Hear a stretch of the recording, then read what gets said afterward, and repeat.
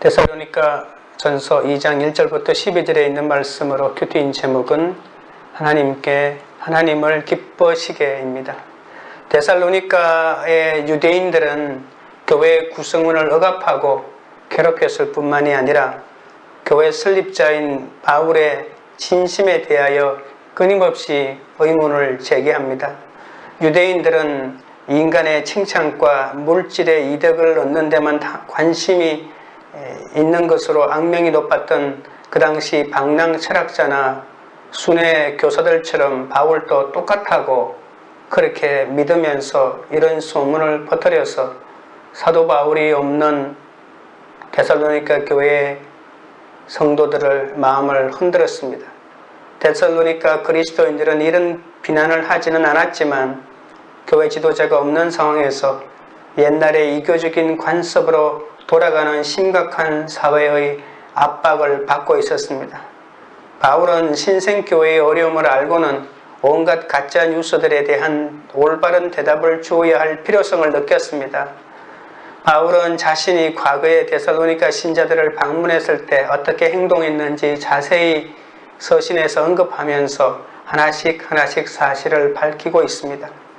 바울은 자신과 동역자들의 선교사에게 초점을 맞추면서 자신들이 믿는 자들을 향하여 어떻게 거룩하고 옳고 흠없이 행하였는지 강조하고 보여줍니다. 이것이야말로 복음을 위탁받은 자가 어떻게 살아야 하는지 잘 보여주지 않습니까? 첫째로 사람에게 구하지 않는 것에 대하여 살펴보겠습니다. 1절입니다. 형제들아, 우리가 너희 가운데 들어간 것이 헛되지 않은 줄을 너희가 친히 아나니, 왜 바울 일행이 데살로니가 선교사역 중에 황급하게 데살로니가를 떠났을까요? 바울은 이에 대해서 변호합니다. 바울은 먼저 데살로니가 교인들에게 자신의 선교 일행이 데살로니가에 갔을 때 무엇을 하였고 어떻게 행동하였는지를 상기해 보라고 합니다. 사도 바울이 이렇게 갑자기 떠난 것은 무책임한 행동이라고 소문을 퍼뜨렸던 것입니다.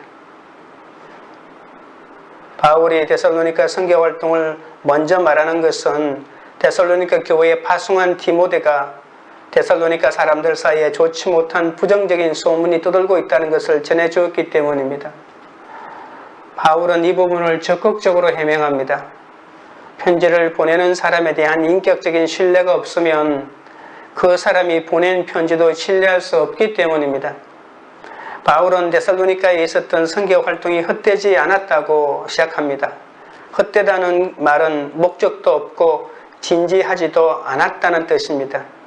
사도 바울이 데살로니가에서 아무 준비 없이 목적도 없이 마구잡이로 사역하였다는 주장이 많이 있었기 때문입니다. 그러나 나무는 그 열매를 보아서 알 수 있듯이 한때는 우상을 섬기고 있었던 이방인인 데살로니가 사람들이 바울 때문에 참된 신앙을 갖게 된 사실로 보아 바울의 선교가 절대로 헛되거나 거짓된 것이 아니라고 주장하는 거죠. 그렇다면 바울은 데살로니가 사람들에게 무엇을 전하고 어떻게 전하였기에 그들이 우상을 버리고 살아계시고 참된 주께로 돌아왔을까요? 그리고 예수 그리스도의 재림에 거하는 확고한 신앙을 가지게 되었을까요? 2절입니다. 너희가 아는 바와 같이 우리가 먼저 빌립보에서 고난과 능욕을 당하였으나 우리 하나님을 힘입어 많은 싸움 중에 하나님의 복음을 너희에게 전하였노라. 많은 싸움 중에 하나님의 복음을 전했다고 합니다. 많은 싸움이 있었다는 것은 빌립보처럼 데살로니가에서도 바울의 복음 전파를 막는 많은 도전과 대적자들이 있었다는 말 아닐까요? 바울 일행은 아시아에서 복음을 전하고자 했지만 예수의 영이 허락하지 않았습니다. 그리고 마게도냐로 건너와서 도와달라는 환상을 보고 마게도냐로 건너왔습니다. 그 첫 도시인 빌립보에서 복음을 전했습니다. 바울과 실라는 복음을 전하는 중에 옷을 벗기우고 매를 맞고 감옥까지 갇히면서 발은 착고에 묶이는 고난과 능욕을 당한 것을 우리가 잘 알고 있지 않습니까? 밤중에 찬송을 부르다가 옥문이 열리고 간수가 자결하려고 할 때 막아내고 그 간수의 집에 가서 복음을 전하고 온 가족이 예수를 믿고 이런 마지막 순간까지 복음의 역사를 경험했던 것입니다. 사도 바울 일행이 겪었던 이 사건은 고통스러운 경험일 뿐만이 아니라 수치스러운 사건이기도 합니다.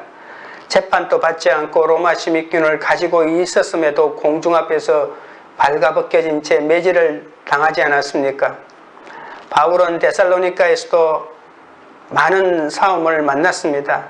어떤 고통을 당했는지 누구와 더불어 싸웠는지 자세하게는 말하지 않습니다. 다만 사도행전 17장에서 알 수 있는 대로 데살로니가에 거주하고 있는 유대인들이 바울의 선교 활동을 중단시키기 위해 시장에 있던 사람들을 선동하여 바울 일행을 로마 제국에 반역하는 자들로 모함한 사건에서 그 어려움을 추측할 수 있습니다. 바울은 복음을 전하는 일에는 엄청난 수고와 노력을 기울여 온 열심을 다해야 한다고 우리에게도 말씀해 줍니다. 사람들은 자기가 믿는 것을 위해서는 고난받을 각오를 해야 합니다. 마음속에 있는 큰 고뇌로 또한 자신의 사역을 반대하는 자들로부터 당하는 외적 갈등으로 엄청난 반대를 겪고 마음의 심적 부담을 가지고 있음에도 그 사역을 감당해야 합니다. 바울은 자신이 받은 고난을 들어 자신의 진실함을 증거하고 있습니다. 2절에 보시면 전하였노라라고 하는 말이 마지막 부분에 있습니다. 이 말은 담대하게 복음을 선포했다는 말입니다. 원어의 뜻은 신분이 높은 사람들의 견해에도 불구하고 당당하게 자신의 견해를 밝히는 시민의 권리를 말할 때 이 단어를 많이 사용합니다. 말에 끄리낌이 없고 솔직하고 분명하고 확신에 차고 용기가 있고 겁이 없다는 뜻이 이 단어 속에 들어가 있습니다. 사도 바울은 어떤 사람 앞에 설 때도 이렇게 담대한 확신과 용기를 가지고 복음을 전했던 것이죠. 3절, 4절입니다. 우리의 권면은 간사함이나 부정에서 난 것이 아니요 속임수로 하는 것도 아니라 오직 하나님께 옳게 여기심을 입어 복음을 위탁받았으니 우리가 이와 같이 말하면 사람을 기쁘게 하려 함이 아니요 오직 우리 마음을 감찰하시는 하나님을 기쁘시게 하려 함이라. 바울은 이와 같은 시련과 도전이 있었음에도 하나님의 복음을 전하는 일을 중단하거나 주저하지 않고 청지기와 유모와 아버지의 마음가짐으로 복음을 전했습니다. 먼저 3, 4절은 청지기의 마음입니다. 청지기라는 말은 없지만 4절에 복음을 위탁받았으니 라고 하는 말은 청지기의 정신을 말합니다. 하나님은 집주인이 자기 재산을 청지기에게 맡기는 것처럼 복음을 바울에게 맡기셨습니다. 청지기는 특권이 아니라 복음에 대한 책임입니다. 나에게 이 복음을 맡겼으니 소홀히 할 수 없이 마치 아버지의 뜻이 나에게 온전히 임한 것이니 한 톨의 소름도 없이 그 사명을 감당한 바울을 생각해 보십시오. 바울은 복음을 위탁받은 자의 책임을 말하기 전에 3절에서 먼저 자신에게 있는 거짓 뉴스부터 바로잡습니다. 바울은 데살로니가에서 복음을 전할 때 거짓 교사들처럼 아첨의 말이나 탐심의 탈을 쓸 필요가 없었습니다. 왜냐하면 그 속에 복음에 대한 올바른 동기가 있었기 때문입니다. 거짓된 동기를 가진 사람들은 자신의 뜻대로 되지 않고 환난이 임하면 바로 포기해버리죠. 돈을 구하고 명예를 구하고 이익을 구하려고 하는 사람은 어려움이 오면 그 어려움을 뚫고 나가지 않습니다. 그러나 하나님의 복음을 전하는 일에는 간사함이 없다는 것은 지적으로 하나님의 뜻에 대한 어떤 오해도 없이 온전히 주님의 뜻에서 나왔다는 것을 말하고 있습니다. 바울은 복음 전파를 통해서 자신의 개인적인 이득을 위해 데살로니가 신자들을 속이지 않았습니다. 그리고 또한 부정에서 난 것이 아니라고 하는 말은 불순한 동기로 복음을 전하지 않았다는 뜻입니다. 불순한 동기가 없기 때문에 속일 필요도 없습니다. 속임수라고 하는 말은 원래 미끼를 사용하여 고기를 낚는 것을 가리킵니다. 바울은 성도들을 기만하는 말씀을 던져 갈고리나 밧줄이라는 미끼를 어리석게 삼키는 잘 속는 사람, 그 누구도 낚아올리지 않았습니다.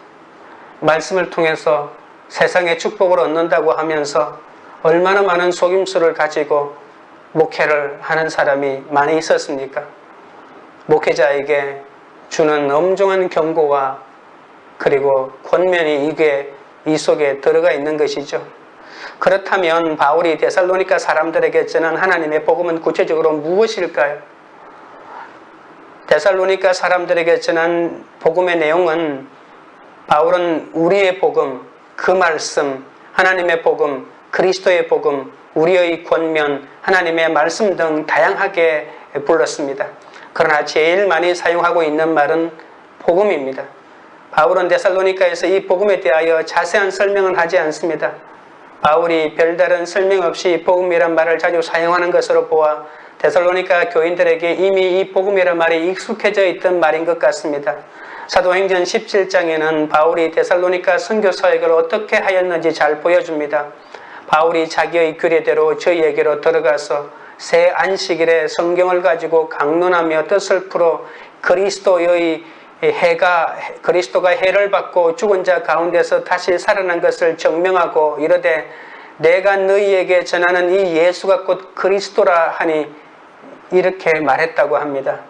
또한 바울이 친히 데살로니가 전서에서 여러 번 예수의 하나님의 아들과 그리스도 되심과 그의 고난과 죽음, 부활, 재림 등을 말한 것으로 보아서 바울이 데살로니가 전서에서 복음은 그리스도의 복음이라고 말하고 있는 것도 우리가 살펴보았을 때 복음은 바로 예수 그리스도 그 자신인 것을 알 수 있습니다.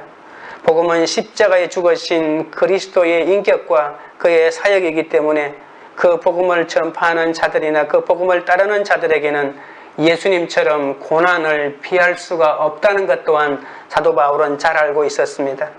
5절 6절입니다.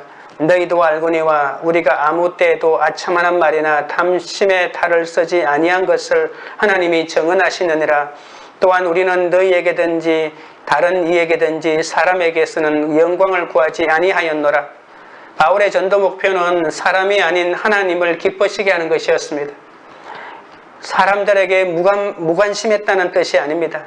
복음 전하는 일이 하나님이 위탁하신 일임을 확신했다는 뜻입니다.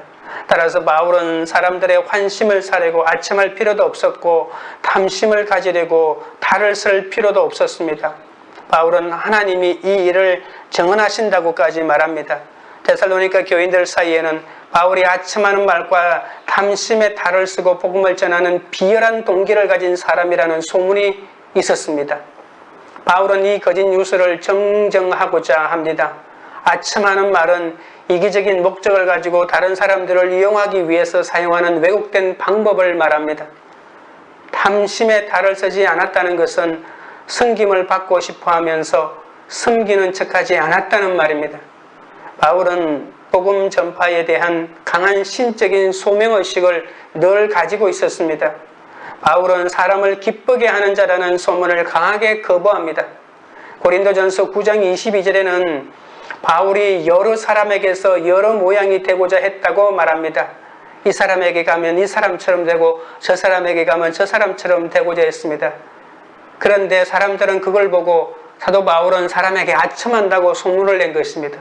사도 바울은 아첨하기 위해서 이 사람한테 가면 이렇게 되고 저 사람한테 가면 저렇게 된 것이 아니라 한 사람이라도 믿지 않는 사람을 구하기 위하여 구원하려고 하는 이 바울의 열망 때문에 그렇게 한 것이지 사람의 호의를 얻기 위해서 처세술로 그렇게 한 것이 절대로 아니라고 한 것을 알아야 합니다. 바울은 사람에게 영광을 구하려고 간사함과 부정과 속임수를 사용하여 자기 이속을 차리지 않았습니다. 아첨과 탐심의 탈을 쓰는 것과 칭찬에 굶주린 것은 자기 자신을 높이기 위해 다른 사람을 이용하는 아주 해서는 안 되는 방법입니다. 복음을 전하는 사역자들이 늘 경계해야 합니다.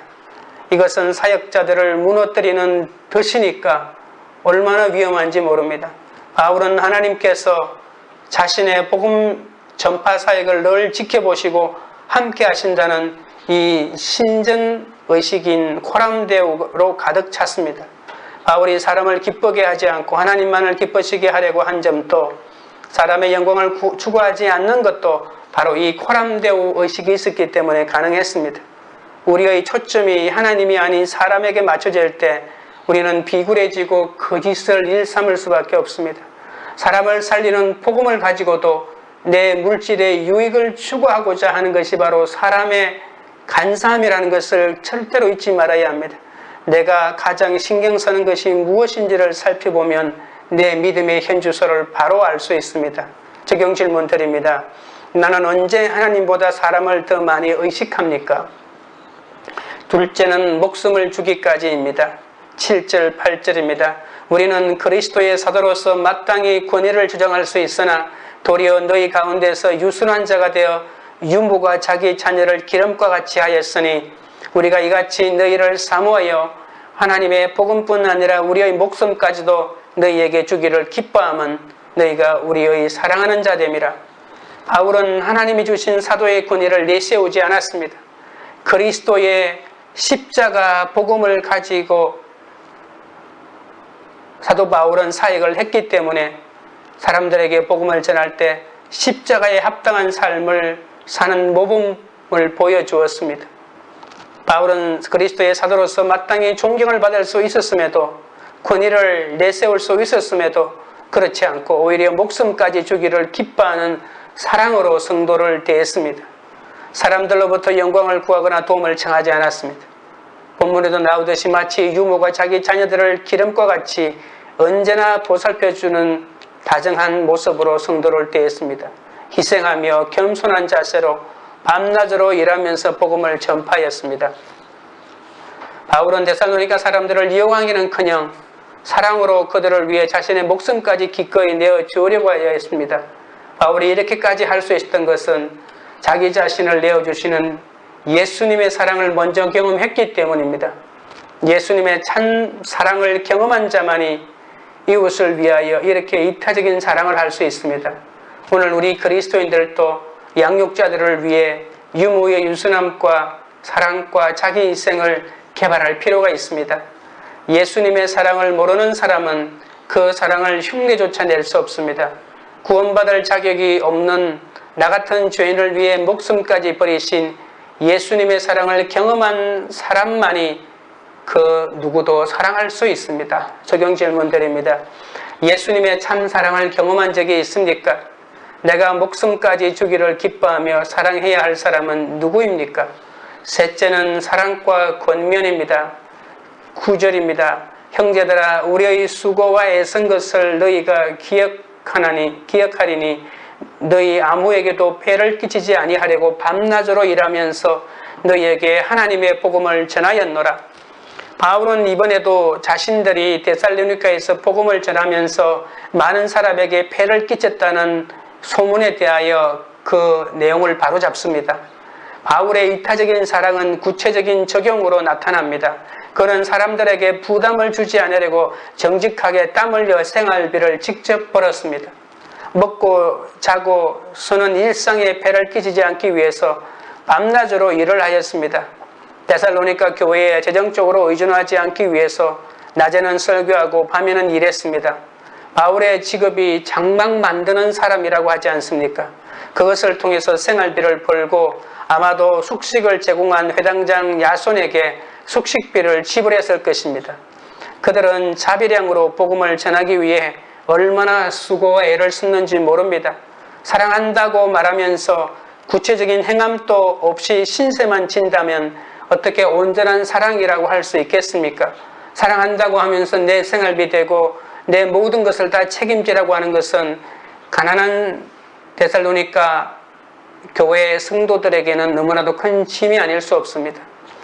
10절입니다. 우리가 너희 믿는 자들을 향하여 어떻게 거룩하고 옳고 흠없이 행하였는지에 대하여 너희가 증인이요 하나님도 그러하시도다. 바울이 데살로니가에 있는 동안에는 빌립보 교회가 약간의 헌금으로 그를 도와준 사실이 있지만 이것은 선교팀의 필요를 채우기 위해는 너무나도 부족했습니다. 마케도니아 교회들은 극심한 가난으로 시달렸기 때문입니다. 이런 상황에서 바울은 데살로니가에 있는 그리스도인들에게 돈을 요구함으로 폐해를 끼칠 수도 있었지만 절대로 그렇게 하지 않았습니다. 바울은 그들에게 손을 벌려 부담을 주는 대신에 오히려 그들에게 아버지 역할을 하였다고 합니다. 바울은 이제는 유모가 아니라 아버지로 자신을 비유합니다. 그는 아버지로서 모범을 보이면서 신자들 사이에서 어떻게 거룩하고 옳고 흠없이 행한 것인지 하나님도 증인이고 그들도 보았기 때문에 증인이라고 얘기합니다. 거룩함은 경건하고 독실하고 하나님을 기쁘시게 한다는 뜻입니다. 옳다는 것은 이웃에 대한 행동이 늘 바르다는 뜻입니다. 흠없다라고 하는 말은 데살로니가 사회의 공적인 평판으로 인정받았다는 그런 뜻입니다. 바울은 자신이 이러한 십자가를 지는 삶의 자세로 데살로니가 교인들이 기억해주고 하나님께서도 이런 자신을 인정해 주실 것이라고 확신하고 있습니다. 바울은 아버지로서 그들에게 신앙의 모델을 보여주고 그리고 사회인의 모델을 잘 보여주었습니다. 하나님의 복음을 전하는 사도로서 신분을 잃어버리고 무조건 저 자세로 데살로니가 사람들에게 인정받으려고 하지도 않았습니다. 11절 12절입니다. 너희도 아는 바와 같이 우리가 너희 각 사람에게 아버지가 자기 자녀에게 하듯 권면하고 위로하고 경계하노니 이는 너희를 부르사 자기 나라와 영광에 이르게 하시는 하나님께 합당히 행하게 하려 함이라. 아버지들은 자녀들에게 일관된 모범을 보여야 할 뿐 아니라 늘 자녀들을 격려하고 위로하며 타일러야 합니다. 사도 바울은 데살로니가 교인들에게 하나님과 그 나라에 합당하게 살려고 권고하면서 어떨 때는 경계까지 하였습니다. 바울의 사랑과 권면의 목적은 성도들이 하나님께 합당히 행하게 하려는 것입니다. 나한테 잘하라고 하는 것이 아니라 하나님께 합당히 행하라고 하는 것이 그의 양육의 언제나 목적이었습니다. 하나님은 우리가 영적으로 성숙해지도록 사랑과 권면으로 우리를 돕는 영적 공동체를 허락하십니다. 나를 잘 섬기고 목회자를 잘 섬기면 훌륭한 성도라고 말하는 유혹에 빠지고 싶은 것이 목회자의 마음인데 그것을 경계해야 합니다. 하나님의 나라는 예수 그리스도의 십자가의 죽음과 부활로 이 땅에 임했습니다. 하지만 아직도 완성된 것이 아닙니다. 하나님의 나라는 이 현재와 미래가 항상 겹쳐져 나타납니다. 하나님의 자녀들은 이 땅에서 열심히 순종하는 삶을 살면서도 다시 임할 영원한 하나님 나라를 사모해야 합니다. 하나님 나라가 이 땅에 임했는데도 불구하고 아직도 고난이 있고 핍박이 있습니다. 하나님 나라는 아직 완성되지 않았기 때문입니다.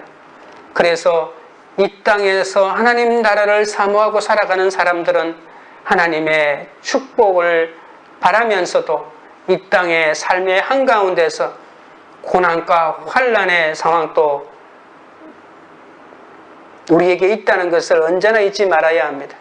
바울이 십자가의 희생적인 삶을 사는 것 때문에 복음 전파자로서의 신분과 권위를 절대로 잃어버리지 않았습니다.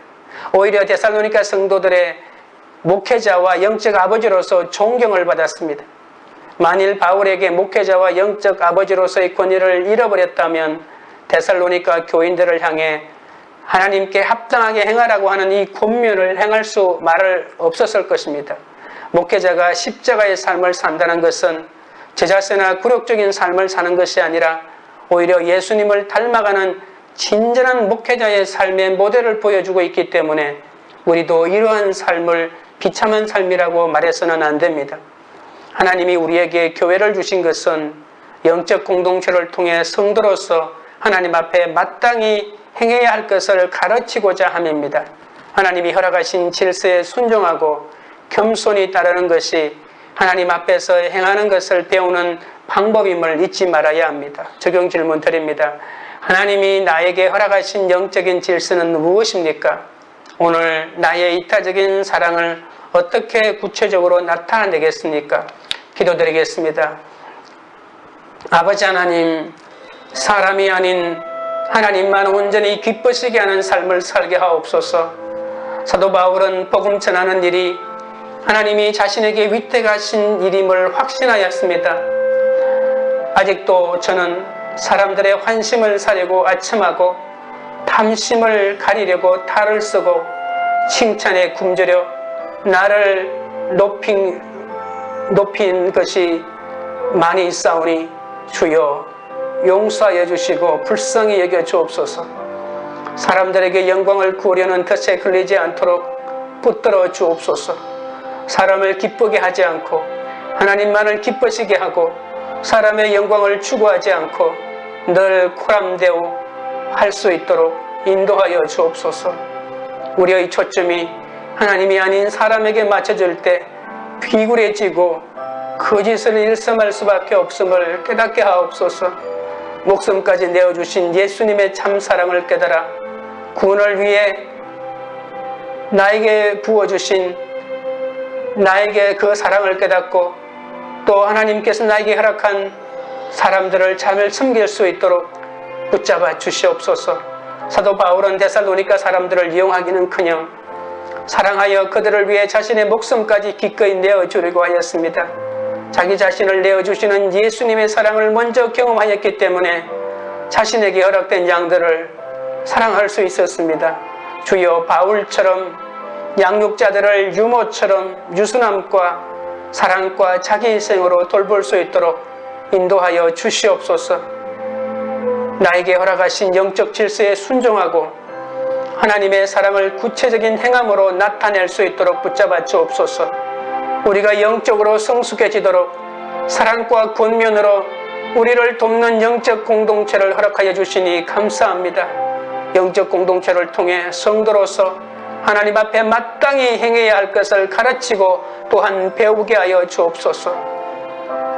광교 우리들 교회가 날마다 하나님 앞에 서 있는 자신을 의식하는 공동체가 되게 하옵소서. 예수님의 참사랑을 경험하고 자신의 목숨까지 주기를 기뻐하며 사랑해야 할 사람을 찾아 나서는 그런 공동체가 되게 하옵소서. 하나님이 나에게 허락하신 영적인 질서에 순종하며 이타적인 사랑을 삶 속에서 구체적으로 나타내는 공동체가 되게 하옵소서.